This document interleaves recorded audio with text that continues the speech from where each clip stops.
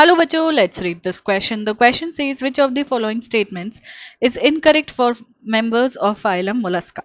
ठीक है, तो मोलस्का के लिए कौन सा स्टेटमेंट इनकरेक्ट है हमें वो बताना है. फर्स्ट स्टेटमेंट गिवन है, members belonging to this phylum have file like rasping organ for feeding.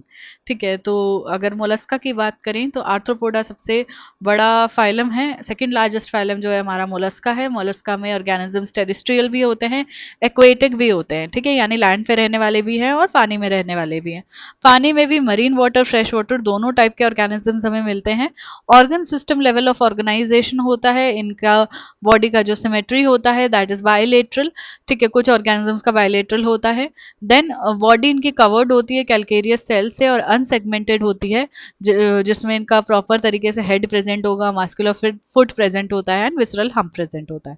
ठीक है, अब विसरल हम्प और मेंटल के बीच में एक कैविटी फॉर्म होती है जिसमें इनका फेदर लाइक गिल्स जो है वो प्रेजेंट होते हैं, और वो फेदर लाइक गिल्स जो हैं रेस्पिरेशन एंड एक्सक्रीशन दोनों का फंक्शन करते हैं.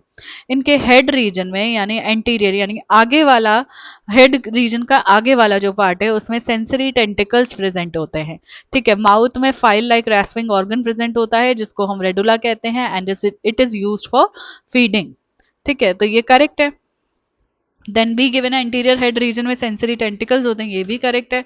देन सी गिवन है, they are usually monoecious and viviparous. Monoecious का मतलब ये है कि सेक्सेस जो हैं वो अलग अलग इंडिविजुअल में होंगे. ठीक है, सॉरी, मोनोशियस का मतलब ये है कि सेक्सेस जो है वो एक ही इंडिविजुअल में होंगे. डायोशियस का मतलब है कि अलग अलग इंडिविजुअल में होंगे. ठीक है, यानी मेल अलग होगा, फीमेल का रिप्रोडक्टिव जो ऑर्गन है वो अलग होगा. ठीक है, मोनोशियस मतलब इन सेम इंडिविजुअल, सेक्सेस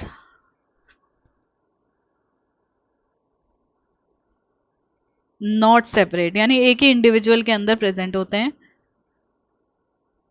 ठीक है, और वीवीपैरस का मतलब है कि बर्थ देने वाले ऑर्गेनिजम्स. ठीक है, बर्थ देने वाले, एग लेइंग ऑर्गेनिजम्स नहीं, बर्थ देने वाले ऑर्गेनिजम्स होते हैं.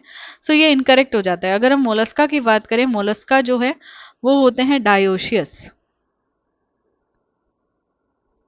डायोशियस होते हैं यानी मेल अलग है, फीमेल अलग है. ठीक है, प्लस ये होते हैं ओवीपैरस.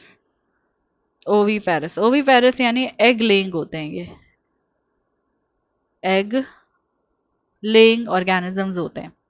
ठीक है, तो ये स्टेटमेंट इनकरेक्ट हो जाएगा. हमें इनकरेक्ट ही फाइंड आउट करना है, तो ऑप्शन सी करेक्ट जा रहा है.